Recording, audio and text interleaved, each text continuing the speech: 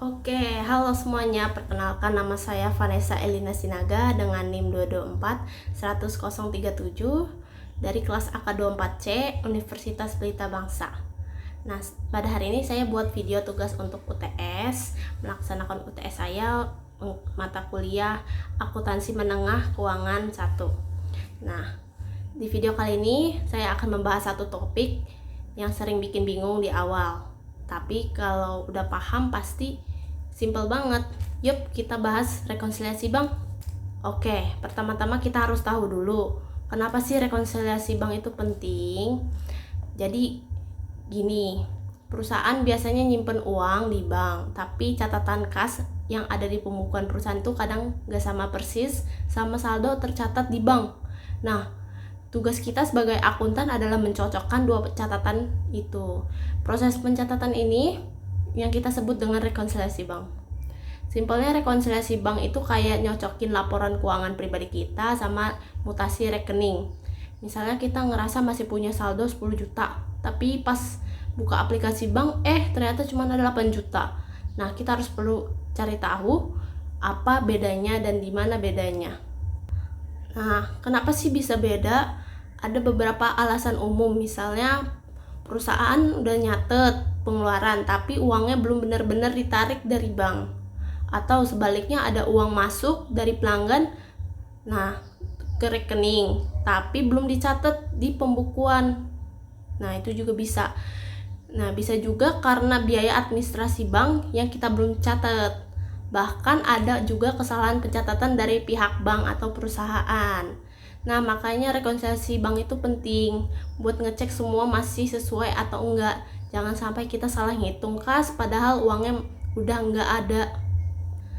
Oke, sekarang saya akan mau ngasih satu contoh biar makin jelas. Misalnya gini. Nah, perusahaan A punya saldo kas menurut buku sebesar 50 juta per 31 Maret 2024. Tapi pas cek laporan dari bank saldonya cuma 47 juta. Nah, di sini kita harus tahu kenapa bisa beda. Setelah kita cek dan ketemu nih, nah ternyata ada cek senilai 5 juta yang udah dicatat perusahaan tapi belum dicairkan oleh penerima. Terus ada setoran tunai sebesar 3 juta udah dikirim ke bank tanggal 31 Maret tapi baru dicatat oleh banknya tanggal 1 April.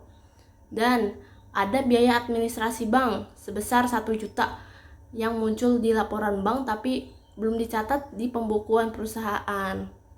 Nah, dari situ kita bisa rekonsiliasi saldo bank yang 47 juta kita tambahin dulu dengan setoran dalam perjalanan sebesar 3 juta.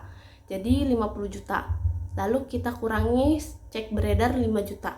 Jadi 45 juta. Terus kita cocoki juga di buku perusahaan. Kita harus nyatet biaya administrasi bank 1 juta, jadi saldo kita juga turun dari 50 juta ke 49 juta.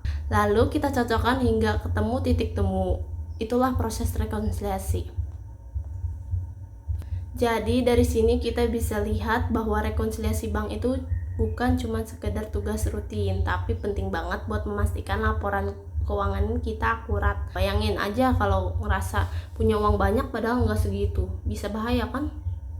Selain itu, rekonsiliasi bank juga bisa jadi alat buat deteksi dini kecurangan, kayak pencurian atau transaksi fiktif. Jadi jangan anggap remeh ya. Oke, itu dia penjelasan singkat tapi padat tentang rekonsiliasi bank. Semoga penjelasan ini bisa bikin lebih paham dan bisa ngebantu. Kalau masih bingung, coba langsung praktekin pakai angka-angka sederhana kayak contoh tadi ya. Dijamin mungkin mengerti. Thanks sudah menonton. See you.